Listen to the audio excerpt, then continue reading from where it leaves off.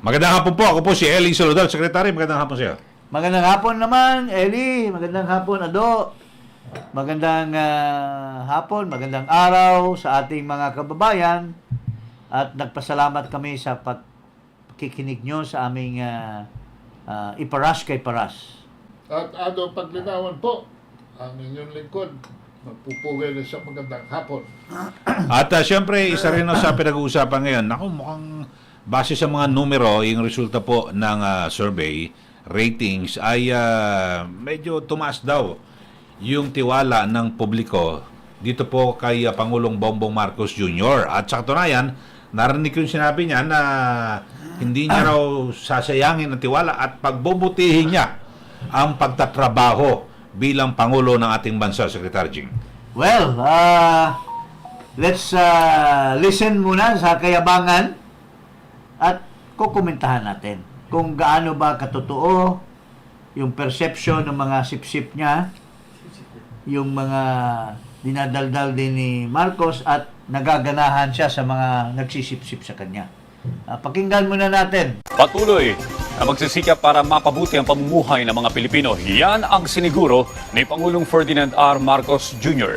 Itong naging pahayag ng Pangulo sa harap ng pagtaas ng kanyang trust and approval ratings sa huling quarter ng 2024. Batay sa isang survey, paliwanag ni Pangulong Marcos Jr., nagsisimula pa lamang makita ng ating mga kababayan ang resulta ng mga reformang kanilang ipinatupad. Kasunod niyan, nilinaw ng punong ehekutibo na hindi bumubuo ng mga polisiya ang kanyang administrasyon na batay sa resulta ng mga survey. Bagkus ay nakabase sa pangangailangan ng mga Pilipino. Good. Then we will keep going and work even harder than we have been before.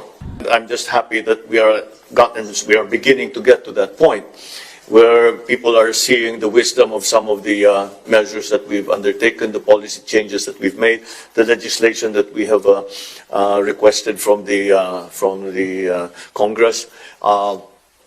So I think I'm hoping that that's what it means. Yan, galing sa TV4, no? The government station. Of course, yung binabasa nung announcer ay galing yan sa PCOO or PCO.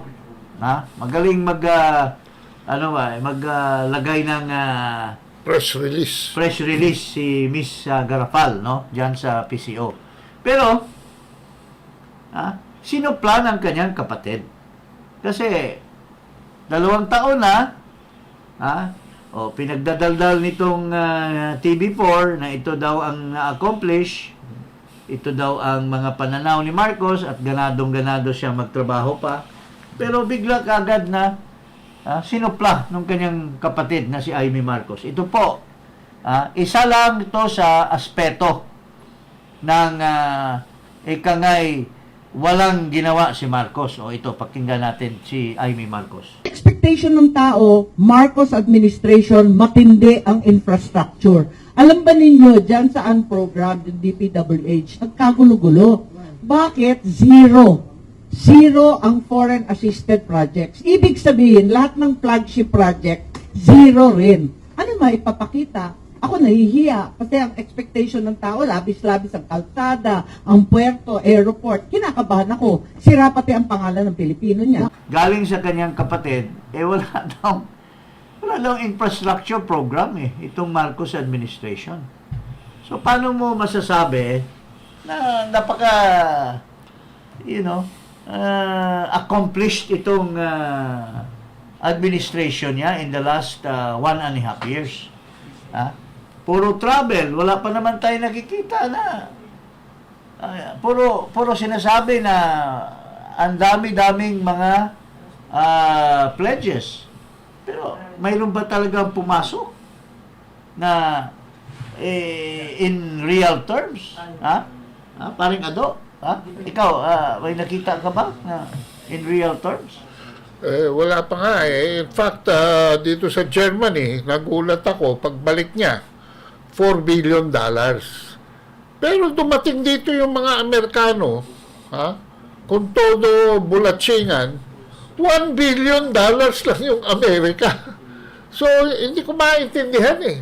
At saka, Ang sabi, 1.7 trillion, sabi ni Babes Romualdez. Oo. Asa na yun? puro confusing. Puro ano ano bang tawag niyan? Confuse the enemy. Ha?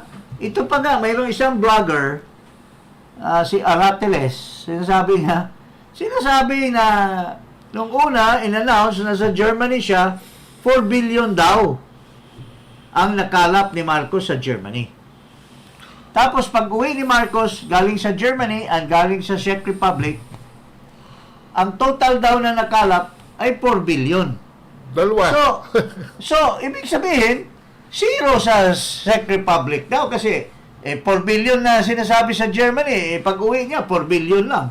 So walang nakalap sa Czech Republic. So it's a useless expenditure for the government and for Marcos. So, yun po ang nakikita ng taong bayan. At yung sinasabi na ang ganda-ganda ng prospect ay in the light of the current situation, inflation, ang presyo ng bigas ay napakataas pa rin. Tataas na naman ang presyo ng sibuyas, asukal,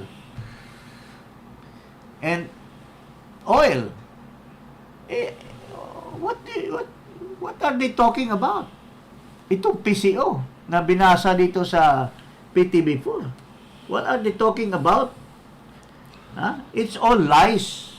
That is really puro propaganda Siguro pinag-aralan nila yung Joseph Goebbels. German storytelling a lie. Lie often repeated. They believe that it is true what they're doing. Ganon talaga ang sitwasyon ngayon sa ating bansa. Pwede ba natin pakita yung talagang most urgent concerns ng Pilipino dito sa survey noong December ng Pulse Asia? Nasaan yun? Ayan, mga kabansa. Most urgent national concerns. Ito, ano ba to? SWS? Pulse Asia. Pulse Asia. Ito, SWS or Pulse Asia, they, hindi ito Okta. Yung Okta, binabayaran lang yun Ito, talagang nag-ano ito yung Okta, magaling yun sa COVID. Kino-COVID. Pero ngayon, ito. Dito makikita nyo mga kabansa, controlling inflation 72, increasing the pay of workers 46, 48 ba yan? 40, creating more jobs 28, reducing the poverty of many Filipinos 20 plus. Ngayon mga kabansa, first 4 pa lang yan, meron pang iba sa down the line na economic. Pero nasa ang atensyon ng ating Pangulo, mga kabansa. Nandun sa pangalawa sa baba, defending the integrity of the Philippine territory against foreigners. 6%, mga kabansa. Lang ang concern about it. Pero pinag-aksaya niya, he's traveling around the world. Yes. Australia, Germany, and representing the Americans. The interest of the Americans. Inuutusan siya to form an Asian and part of the Europe Alliance to defend the United States against China. Wala tayong away sa China, mga kababayan. Sa panahon ni President Duterte, ang export natin sa China, so huge. Ang investment sa China, supposed to be at the time, ang daming investment, Kaliwa Dam and North Rail and infrastructure. Pero ito po ay nawala lahat when Marcos took a pivot in favor of the United States. And now he is the salesman of the United States of America. He is the puppet of the United States of America. Dinagdagan ng EDCA basis. Even his own sister, Imee Marcos, has even investigated this in the Senate. And she was able to catch the mga military na nauutal-utal tungkol dito sa paglagay dyan sa Isabela, sa Cagayan ng mga EDCA. Ngayon, dinagdagan pa ng naval base doon sa Batanes. Oh. So it's all in the name of the United States. What is the exchange? According to the China Times, Asian Times, 61B daw ang exchange. Di umano. Ang nasa uli na wealth. Hidden wealth. Hidden wealth. So it's now working for the Americans. He's now actually the employee of United States of America. At ang bayad sa kanya yung $61 billion na hidden wealth. Yun. And still Yun going, ang perception. and still going Okay. for more. Parang Pero may mga analyst naman na nagsasabi na itong mga biyahe ni Pangulo Marcos Jr. pakinggan natin. Napaka-importante raw. Para At, naman hindi tayo sabihin na hindi natin pinapalabas yung balanse natin, ibabalanse natin. At sabihin natin bakit itong tao na ito ay nagsasalita in favor of Marcos. sige. Kasi ang sinasabi natin kanina, he is the puppet, he is the agent of the United States. Now, who is this person praising him? Ito po. Earlier, the president is expected to leave the country later this afternoon for his 5th and 6th trip just in the first 3 months of 2024. What do you make out of the frequency of his overseas travels? From a strategic point of view, I see value in the president's trip, especially as they choose key countries that could be stronger, that would lead to stronger partnership, stronger alliances that can help address not only security challenges, but even economic challenges that we are facing right now as a country. All right. Dindo, it's no secret that President Ferdinand Marcos Jr. has been trying to diversify the Philippines' alliances, especially with the U.S. coming to a vote in October or in November later this year. There's quite an uncertainty there on who the next U.S. president will be. Make sense of the situation for the public. How important are these state visits and these working and official visits for the Philippines at a time when the country is trying to defend itself against Chinese incursions? I've always viewed the world cat from different point of view. I don't like to look at it from the interest of the U.S., but also from the interest of more so, especially for the interest of the Filipino people. And right now, as President Marcos expands, grows our partnerships and alliances with countries that share the values of democracy, that shares the value of a rules-based international order, that is ready to help us, not only security-wise, but even economic-wise, with either investments, trade, or even opening up of their country to more Filipino workers. If you remember, remittances drive our Philippine economy also. So I see that as a different point of view, that the president and his cabinet is looking at it from a more strategic direction. And in this strategic direction, we see value on the importance of the Philippines right now because we are key to international trade. We are key to the security, stability of the South China Sea and the Indo-Pacific region.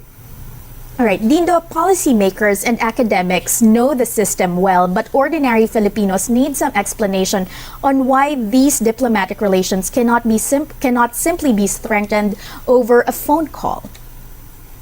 You know, you'll be surprised that when people are saying that there are groups that's against the Philippine president, our institute is data-driven, and we have not seen lower support for the president. We have seen up to 90% of Filipinos wanting him to assert their rights. And just at the end of last year, we see at least 70 to 80% of Filipinos would like us to strengthen our relationship with these countries. Like Australia continues to be a top country, US, Japan, the European Union. So there is broad support. I think the Filipinos understand it. Ang galing talaga ng Amerika, talagang full support sa mga endeavors ni Marcos. Pati yung mga travel ni McCoy, to several countries, the US is praising him, supporting him in the person of this Anghit. Dindo Manghit. Dindo Anghit. Manghit. Manhit? Manhit. Oh, Pero sino ba analyst ito? ka eh. Sino ba itong Si Kado ata Dindo kilala niya. Anghit na ito? Why is he praising Marcos? Is he representing the United States of America? Can you give us? Ikaw, magaling ka dyan. Well, nakita nyo naman doon sa caption kanina, Strat-based ADR Institute. Ano ba yung Di ba kay Del Rosario yan? Albert Del Rosario yan. Oh. ADR. Okay. No wonder. Sumalangit tawa kanyang kaluluwa. No wonder. Sige. Okay. Yan ho ang chairman ng ADR. Albert Del Rosario. May he rest in peace. Ang co-chairman niya, si Manny Pangilinan. Okay. Okay. Ito yung mga interesado doon sa Red Bank. Rectorate, Red Bank. Na gustong-gustong makipaglaban sa China for the oil. Atat sila kasi ang kanilang hope is baka bumalik ang influensya ng Estados Unidos, ma-neutralize ang China sa Red Bank. Para ang US, sila'y makabalik. depensahan sila for the sake of business. Dahil ang ADR, ang business agent ng Center for Strategic and International Studies sa Washington, D.C. na at So the ito same si time, Anghit, ito, bata ng Amerika. executive director yan. Executive bata ng director. Amerika. And itong Stratbase is an American finance, ano ba yan? Silang pinaka-agent dito.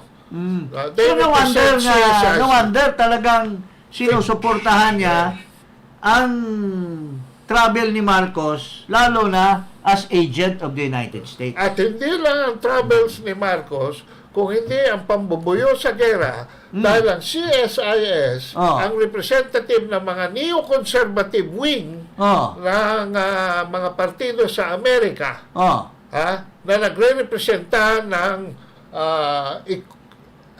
military economy. Yung mga armas, mga gamit panggera. Ayan. So, that's why doon papunta yan. They're trying to foment it. Conflict and tension between China and the Philippines, when in effect it's between the US and China. So, we are doing the proxy war. Yes. And while Marcos is doing the proxy war and making himself as agent, going to Australia, Paseo to Australia. convincing the Australian, Paseo going to sa Germany. Japan. Ito naman with Blinken and Japan, to strengthen the wala naman tayong away sa China. Bakit ginigit-git ang China? Why is Marcos putting the lives of the Filipinos in danger? Na talagang gitgitin ang China para magkagera tayo. At the end of the day, wala namang diploma or award or reward yan.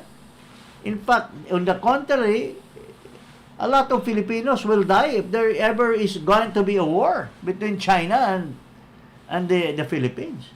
Ang nakakalungkot dito, Secretary, is when he was in Australia for the second time, naglabas na ang Manila Times ng leak. Leak, okay. The Chinese Embassy had, from February last year, have submitted 11 proposals to for projects, And mag-iisang taon na ngayon, ay hindi pa sila binabalikan ng Department So in of other Foreign words, Affairs.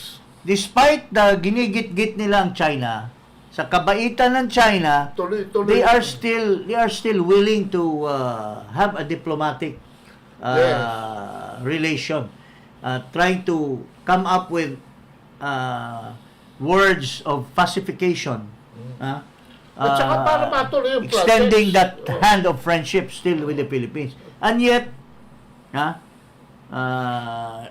parang ibig mo sabihin, inignore yung mga offers ng China. Ang sitwasyon din yan, parang kotse na naka-handbrake ngayon sa China. Ang DFA natin, dahil Hindi iniintindi. iniintindi. Hindi Kaya pati iniintindi. yung mga project, remember, Secretary, Oh. Xi Jinping promised 23 billion of assistance, no, to Bongbong Marcos. Pero mula noong February, pag galing niya sa Amerika, Amerika na the maglabas ka, 61 billion, di umano, the 61 billion bribery allegedly. at saka 4 na EDCA bases ang binuksan, ay wala pang umaandar doon sa 23 billion na yun. Kasi nga, kumbaga ito, tawag ang China by telephone. Halimbawa, So in wala other words, sumasagot ang itong right. sa China na inoffer na 23 billion ay para sa Filipino. Yes. Para sa Taong kabuhayan, taong bayan. Pero yung 61 billion na inoffer ng Amerika, Para di kay umano, Marcos lang yun. para sa personal lang na pagpayaman sa mga Marcos. Yun ang ibig mo sabihin. Yes. So, kawawa ang taong bayan. Kawawa. Ha? Bukod doon, yung ibang projects pa na nasimulan na nung panahon ni Duterte, ay pinipigilan pa nila at gusto pa nilang i-rebid. Ngayon, ito naman, pagdating dito ng mga Amerikano, kaya tuwan-tuwa ang ADR, ang gusto lang nila mga negosyo, doon sa kanilang pre-namis na 1 million, ay puro power-related projects. Kasi sigurado ang kita nila ron. So, in ditong Stratbase, which is an American finance, di umano, na organization, headed by this former ASEC, I don't know kung asang ASEC ito dati eh. Pero ngayon, empowered na kasi American boy na ito, praise ng praise sa mga travel ni Marcos. Maski hindi totoo, it enhances daw the military and as well as economic. Anong economic? Kaya nga pinupost nga yung constitutional change the provisions of the economic or the economic provisions in the Constitution ay kaya nga ginugurgur para daw to be liberal. Bakit mo kailangan pa yan? Kung ikaw lang, biyahe lang ng biyahe at kalap ka ng palap ng FDI, foreign direct investments. So, di ba, is that a contradiction, paring Eli? Ikaw, kumakalap ka ng sa travel mo, ng maraming investments, tapos, controversial yung charter change, pero pinipilit mo pa rin. Kasi, kaya mo pinipilit, dahil nga, ang sinasabi mo, wala tayong nakakalap ng investment. Alin ba ang totoo dito? Mga kababayan, alin ba ang totoo? Is Marcos really telling us the truth? Or he's confusing the Filipino para hindi mapapansin yung kabulastugan na ginagawa niya sa ating bansa. Ang masasabi ko lang kay Manhit, we don't need any more flowery words. Tama na yung mga speeches na yan. We need tangible results. Dahil feel na ng buong bansa na wala talaga nangyayari sa ating ekonomiya at bumabagsak pa tayo. Yes. At kung meron mang growth sa GDP, ay doon lamang sa itaas sa mga crony ni Marcos, sila lamang ang nag-i-enjoy habang ang taong bayan ay nakalublob sa inflation. Yun ang suma total. Pero DTI kasi nagsasabi na na i-convert sa investment at employment So, nalilito lang naman. Kaya nga, we challenge, no? I mean, the head of the DTI is a very good friend of mine. I respect he's my senior brother in the fraternity. In fact, I admire him when he was the UP president. And he did very well because he was honest, down to earth. But sometimes people change when they hold on to big ticket influence and power. They will now lie and make alibis for someone just to save the face. Kasi alam naman natin ang totoo.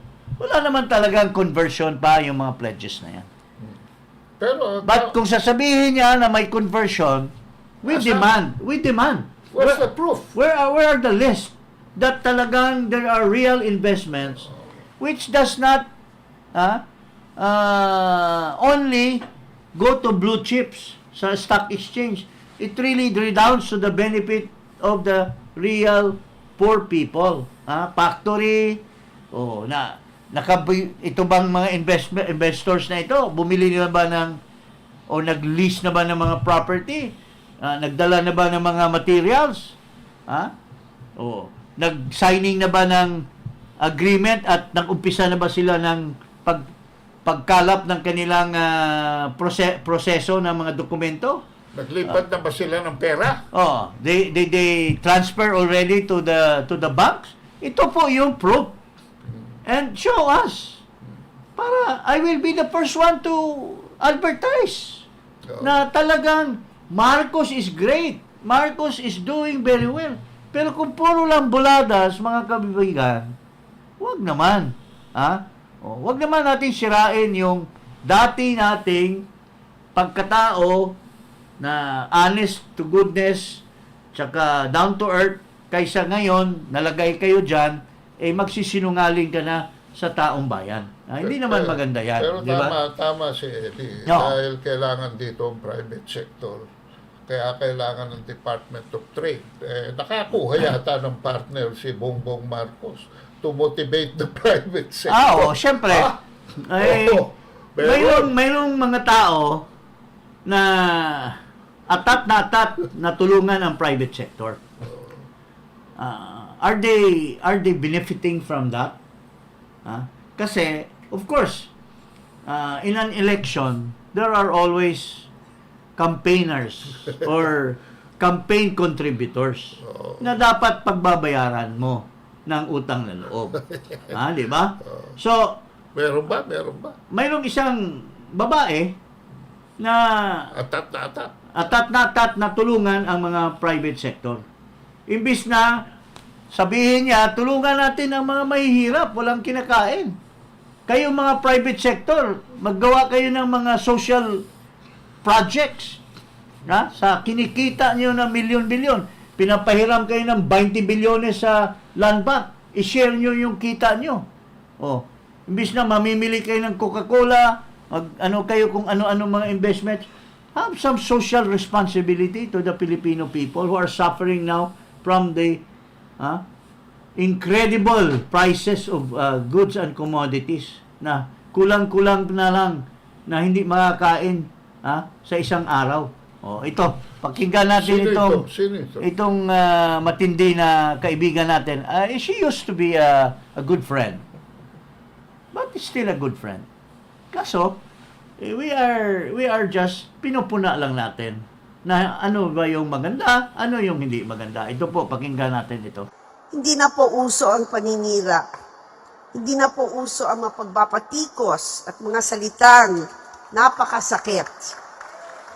Hindi ganon ang Pilipino. Rich or poor, may class naman tayo ng konti.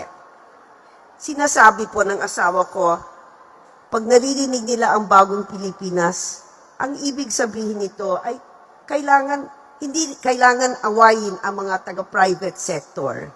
Instead, dapat gawin silang mga partners sa mga proyekto ng gobyerno.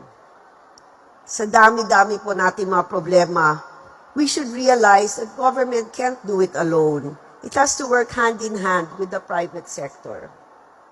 Ako po, galing po ako sa private sector. And in 1,606 days, babalik na naman ako sa private sector. Wala na pong terno, makeup, Facebook, Instagram, at kung ano pa.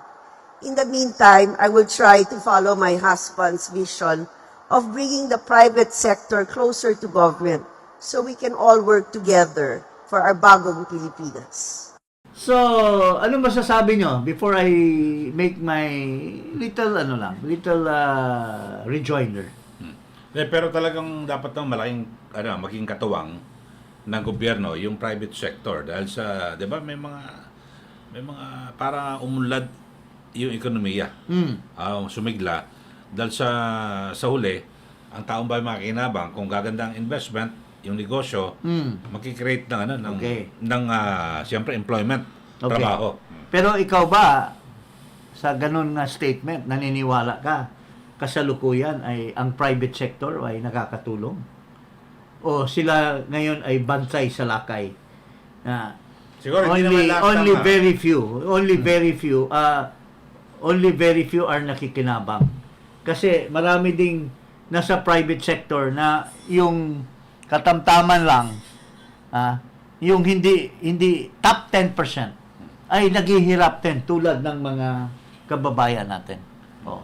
What is she referring to as the private sector? Paring Ado, anong tingin mo?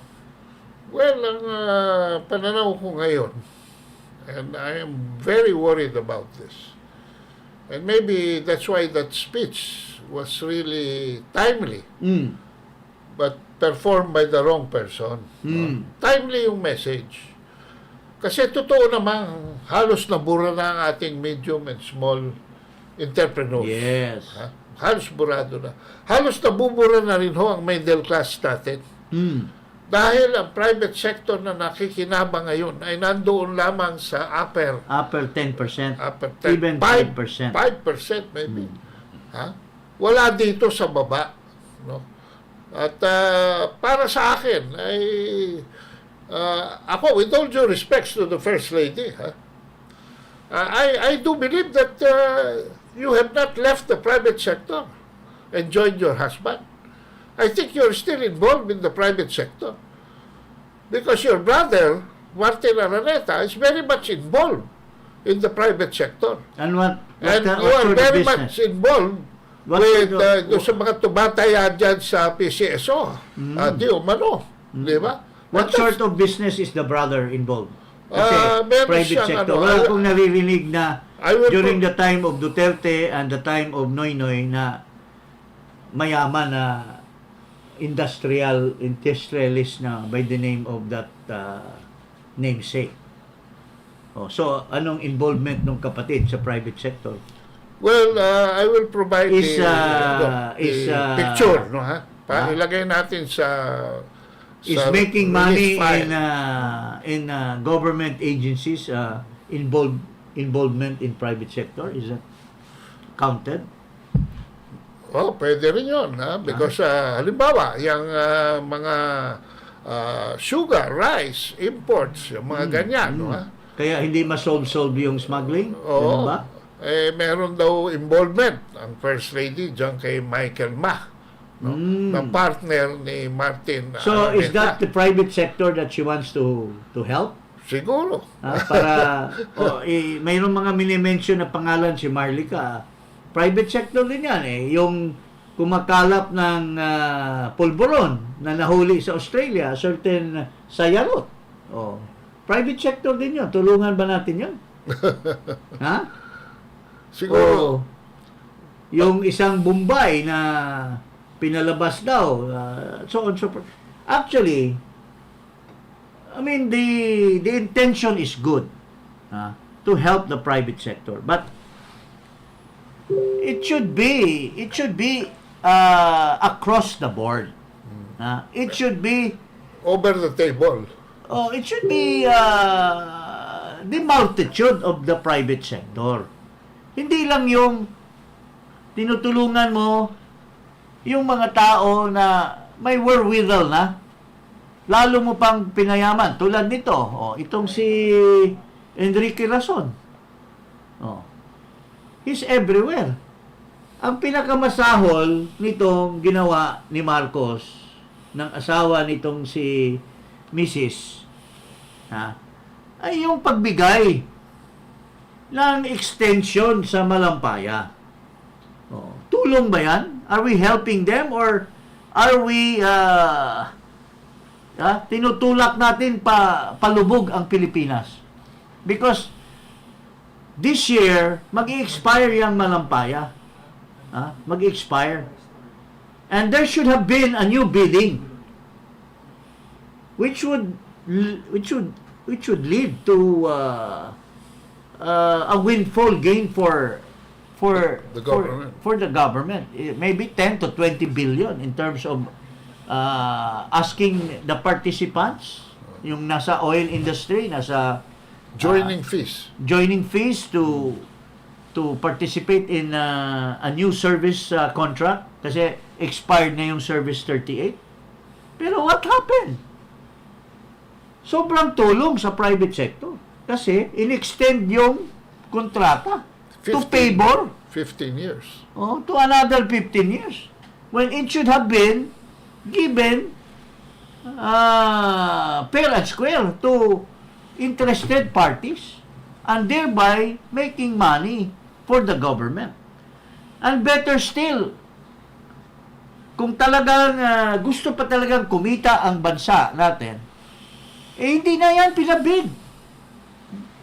The government through PNOCEC should have already taken an option to take over. Kasi can afford naman ng gobyerno. Ang dami-daming pera, trillions ng pera ng gobyerno. Bakit hindi tinake over ng PNOCEC yan na kaya naman ng magpatakbo ng PNOC ng malampaya? Bakit pa kailangan ng private sector? 10% lang ang pag-aari ng malampaya. Itong isa 45, itong isa 45. Why not make it 100%? And that could even be the funding for the Maharlika Fund. That's just one example, mga kababayan. Itong number one crony nila, itong private sector. Bakit pinayagan na maghiram ng 20 billion pesos sa land bank na hindi naman siya sa agriculture, sa energy? So ginamit yung pera sa agriculture. Hindi ba dinidepensahan ni Marcos when he was a senator na ang land bank dapat hindi galawin ng pera for other purposes? It should be for the purpose of lending and empowering farmers, and land bank's money should be used for that purpose para ma-enhance yung capability ng mga farmers. Pero what Countryside happened? development. Marami pa. May mga matitindi pa dyan mga na hindi nagbabayad ng taxes, yung nasa real estate business. Pero yung ba ang kakampihan na private sector? Yun lang pare, basing it from her statement na magiging friendship tayo sa private sector. Pero selective private sector kasi kitang-kita sa mga mata ng Pilipino ngayon na ito lang yung tumaba ng tumaba. Gaya ng public utility, ang Aboitiz, binigyan ng kapabilidad na mag-appoint ng kanilang mga Department of Energy, ERC. Tulong ba yan o talagang partnership para yumaman? Yeah. ang tanong ko lang Ilan ang tanong natin. Nakikinig naman tayo pero kailangan din magparinig din tayo na ito po yung perception ng taong bayan. May tanong lang ako. Consistent ba ito sa... Kasi may balita ako na meron siyang pina-aresto sa private sector. Ang mga tao sa gobyerno. Hindi lang dinidepensahan ang private sector, kundi tinutulungan pa even in illegalities. Pakinggan natin ito, galing kay Marlica. Ang boses ni Bianca Zubel na kung saan ay itinalagang social secretary ni Liza Marcos. Okay? Mga kababayan, kung natatandaan ninyo, nung January of 2023, kung saan nag-viral ang video ni Lisa Ahas na nasa Malacanang compound siya, nakasama niya yung Demi, okay? Isa sa PSG, na sinabi ni Lisa doon, sa video na yon, nasabi niya, I just want everyone to know that I have nothing to do with ISAF. Sabi niya, I don't know the people involved, and if I found out somebody's using my name, I shall tell my husband not to appoint you. Okay? So I hope this is clear to everyone. I am sick and tired of people using my name. Naalala niyo yon. Kaya ako nare-remind sa inyo, para dito sa ating presentation ngayon, ay maipakita ko sa inyo na hindi totoo, na hindi nakikialam si Lisa Ahas sa mga posisyon o pag-a-appoint sa government. Okay? Then, after that, ibalik ko muna kayo dun sa video para, ma-synchronize ang mga information. So after that, mayroon akong pinresent sa inyo na audio video naman ni Social Secretary Bianca Zubel nga. Ito yon mga kababayan. Pakinggan nyo muna. Liz, hi. Sorry to bother you, but I just got a call from Thor, and they're a bit concerned because they've gotten an order now that the chief of ISAP is supposed to be changed by Tuesday, and there are people that are out to do some extraction. If it's possible to just keep the ISAP as is daw para hindi magulo yung extraction kasi 2 weeks pa yata or something like that. Or please call Thor. I might be saying the wrong things, but Thor needs needs help from you. Thank you. Okay. Explain ko yan sa mga kakanood lang. Yung boses na yan ng kanyang social secretary na nakikiusap yung alias Thor sa loob ng ISAF na wag munang galawin ni Liza Araneta Ahas Marcos ang mga positioning ng military intelligence, which is yung ISAF. Sabi diyan, ulitin natin. Okay?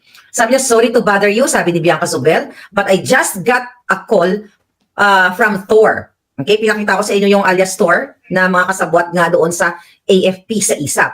And there are a bit concerned because they've gotten an order daw that the chief of ISAP is supposed to be changed by Tuesday.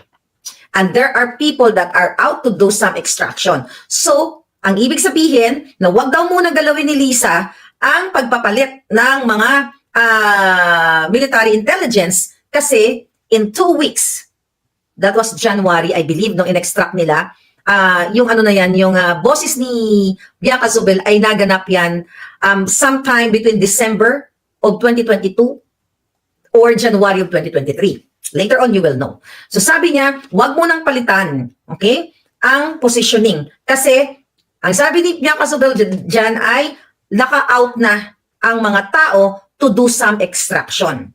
Ang extraction po na pinipinpoint na sinasabi ni Bianca Zubel ay ang pagdukot sa mga minor de edad na mga bata na anak ng kaibigan ni Lisa Ahas, kaibigan at kasabwat sa kung anumang mga anomalyo nila at kasabwat sa mga pulboronic activity nila, na i-extract nila ang mga bata sa Turkey o sa salitang common sa ordinaryong pananalita ay dudukutin ang mga bata mula sa Turkey, sa Istanbul. It is possible if it is possible to just keep the ISAF as is daw para hindi magulo ang extraction. Kasi 2 weeks pa yata or something like that. 2 weeks pa, nung nirecord niya yung message na yan, 2 linggo pa from that voice message na sinend ni Bianca Zubel, as social secretary ni Lisa sa kanya, na wag mo nang galawin. Okay? Tapos kaya sabi nito ni Bianca Zubel, please call Thor, para kasi kailangan nila ng tulong. Okay. Ngayon, mga kababayan, lingid sa kaalaman ng taong bayan, noong February 2022, nung nangangampanya si Buwaka ng Inang Kuting Jr. at si Lisa Ahas Araneta Marcos sa Bacolod, tandaan ninyo, ay naging ginagamit na ni Lisa o ni Lisa Smugs, mga kababayan, ang kanyang power. Hindi pa man nakaupo ang power para maging conspirator sa pamamagitan ng pagtawag niya sa asawa ni Teddy Boy Locsin Jr. na Department of Foreign Affairs Secretary. Tandaan ninyo, panahon yun ni Pangulong Duterte, DFA Secretary si Teddy Boy Locsin Jr. at may asawa siyang ang pangalan ng kanyang asawa ni Teddy Boy Locsin ay si Maria Lourdes Barcelon o ang palayaw ay Lumi. So noong Feb 2022 habang nasa Bacolod si Lisa Ahas ay tinawagan niya ang asawa ni Teddy Boy Locsin para humingi ng tulong, okay? In behalf dito sa kanyang kaibigan na si Francis Chua. Okay, bago ko iparinig ang boses ni Lisa Ahas na kinaabangan ninyo, mga kababayan, ibalik ko lang kayo sa inulat ko sa inyo nung last year, sometime in September or October, nung sinabi ko sa inyo, ang issue itong pinag-uusapan natin na nakialam si Lisa, away po ito ng, actually hindi pala kasal itong si Francis Chua at yung kanyang partner during that time, pero meron silang anak. Okay? Meron silang anak, 3 anak. Okay? 3 anak, pero ang kanyang partner ay may unang anak na. So, total of 4. Okay? Pero ang anak ni Francis Chua dito sa girl ay 3 lamang. Para maintindihan ninyo ang kwento. So, sometime in September, palangga. Okay. Sinabi ko sa inyo na naghiwalay ang negosyanteng si Francis Lloyd Chua. Ito yung kaibigan ni Lisa Smugs at ni Marcos Jr. So, nagkaroon silang hindi pagkakaunawaan, domestic problem, civil problem. Nag-away sila noong 2021. Okay? So, itong kanyang nanay ng mga anak ni Francis Chua, mga palangga, ay umalis papuntang Turkey, dala-dala yung mga anak, total of 4 kids. Sa kadahilanan, ayon sa ating puting ahas, dahil itong kaibigan ni Lisa Smugs ay lango sa pulboronic activity, mga pulboron, alak, at kung ano-ano pa.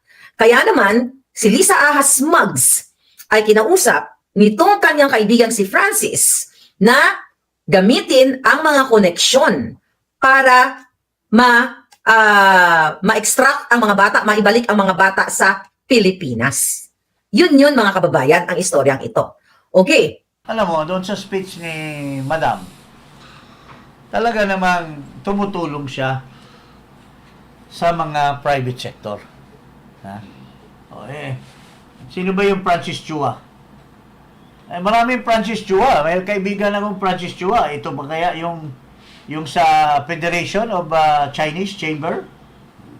Filipino-Chinese Chamber of Commerce? Pero, yung bang Francis Chua? Mayroon yung Francis Chua na contractor. Mayroon din Francis Chua na banker. Puro private sector yan. Ha? So, sino ba doon ang tinutukoy ni Marlica na tinutulungan? Pero, Regardless of, pero parang the way I look at it, hindi maayos na tulong ito. This is illegal help.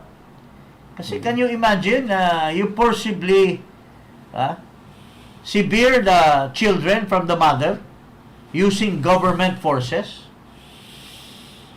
and in another country and utilizing the intelligence network agency of the government.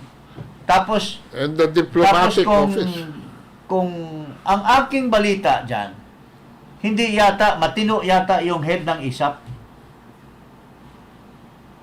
at hindi sumusunod kasi tingin niya yung umano'y ay illegal.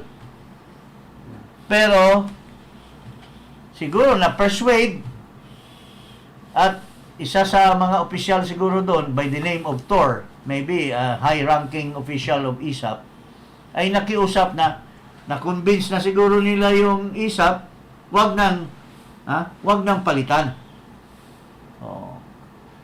Pero whatever it is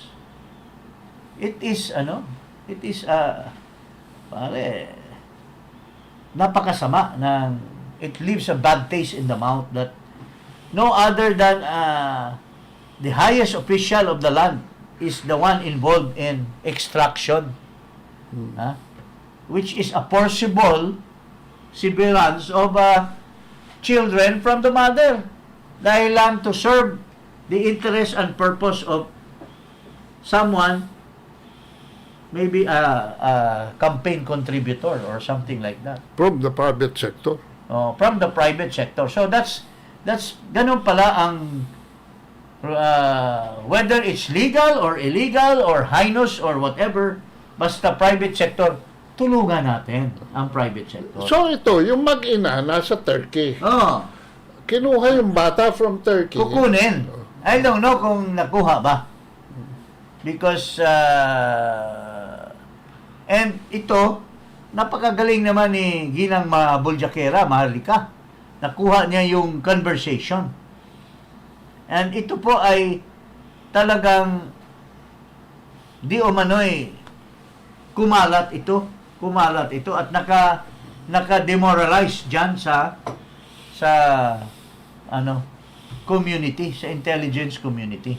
Okay? At correct me if I'm wrong, ginamit ang mga diplomatic offices natin to complete the illegal crime.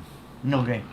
Okay, samantala, meron na po, pirmado na po, no? At meron ng arrest order laban kay Pastor Kibuloy sa Senado. Yes. Kasi sa Senate, sa House, iba naman yung kaso sa SMNI, ito naman yung mga aligasyon, di umano, na pang-aabuso. Well, this is the highest Ito. injustice of our country. Nilatag naman ng gusto yung doon sa show cause order, nilatag ng gusto yung legality. Ang galing ng abogado, si Attorney Balayan, na nilatag niya yung grounds why Kibuloy should not be arrested, should not even be declared in contempt. Because the crimes that are alleged is purely judicial in nature. Ano? Alam mo, sige. Siguro pakita natin yung arrest order. Okay, sige. Para habang nag-dokumentaryo Okay. si Secretary. Sige, Sige, go okay. ahead, check. Yan. Basahin natin. Ayan, Congress of the Philippine Senate passes City Committee on Women, Children, Family Relations, and Gender Equality. Ito may kaugnayan sa privilege speech. Bakit nilalagyan ng ganon? Hindi, yung para kung ipapublish natin, yung pirma kasi ni ng Senate President at Senator Isang Pérez, baka magaya ng mga scammer. Pag nire-release sa media yan, binubura. Pero, genuine yung arrest order. So ito, resolution directing the Senate Committee on Women, Children, Family Relations, and Gender Equality to conduct an inquiry in aid of legislation into the reported cases of large-scale human trafficking, rape, sexual abuse, and violence, and child abuse of the Kingdom of Jesus Christ under its leader Apollo Kibuloy. Order for unduly refusing to appear despite due notices at the hearings of the Committee on Women, Children, Family Relations, and Gender Equality on January 23, February 19, and March 5, 2024, and for merely sending his counsel to appear for him without justifiable reason and thereby delaying, impeding, and obstructing the inquiry into the reported violation of human trafficking, rape, sexual abuse, and violence, and child abuse. Therefore,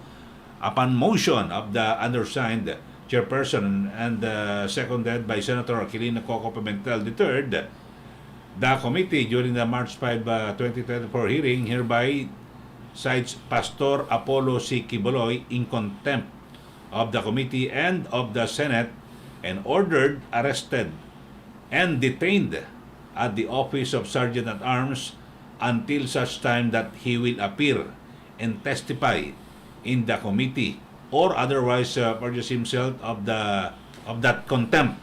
So, the Sergeant at Arms is hereby directed to carry out and implement this order and make Mali yata yung na yan. And will be detained until he appear. How can you detain when he is not appeared? Diba? He will be detained until he appears. Paano? Parang mali yung statement na yan. And until he will be apprehended and incarcerated, he will be detained. Pero how can you detain when he's not Present.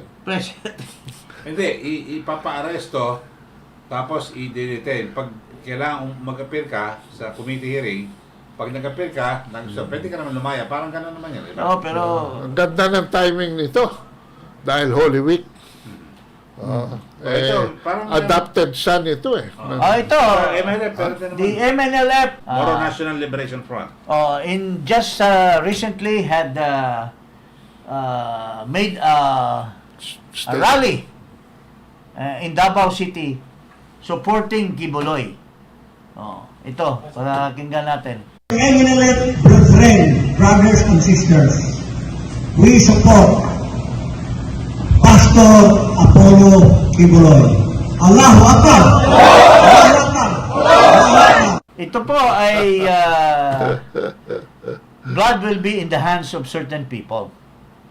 Kasi, I don't know what's on the mind of Kibuloy. What if he doesn't surrender? What if certain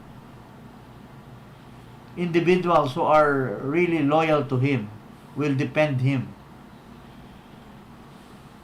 to the death or whatsoever? I don't know. This is just my two-piece conjectures. Nakakalungkot ito dahil maayos na di umano ang BARM, may relative peace na, although hindi pa kompleto ang stability, ay mukhang magbubunga na naman ng isang pagsabog ng bulkan sa Mindanao. What would prevent the MNLF to start a new war in defense of the freedom of the press, the freedom against oppression, the freedom against the trampling of the Bill of Rights of our Constitution. Religion. Paano po? And much more. If it can happen to Kibuloy, it can happen also to the Muslims, being a religious, belonging to a religious group. It can happen to Iglesia ni Cristo It can happen to Iglesia ni and Cristo. Catholic Church and the Protestants. Because may sinasabi si Harry Roque na we are on the brink, really. I mean, there are signs, telltale signs that in the end of the day, there will really be reimposition of martial law. Hinihikayat ko po ang ating mga kababayan na ipagdasal po natin. Unang-una, ang ating mga kababayan. Pangalawa, ang mga naaapi ngayon dito sa marahas na rehime ni Marcos. Pangatlo, let's pray for Bishop Pastor Kibuloy. May he be given by the Lord the protection. Yun lang po. Magandang hapon po mga kababayan. Okay, maraming salamat. Huwag niyo pong kalimutan na mag-subscribe dito po sa Iparas kay Paras. Ganyan din po sa aking YouTube channel at Eli Saludar. At sa akin din po, Tado Paglinawan. Magandang hapon po. Iparas kay Paras.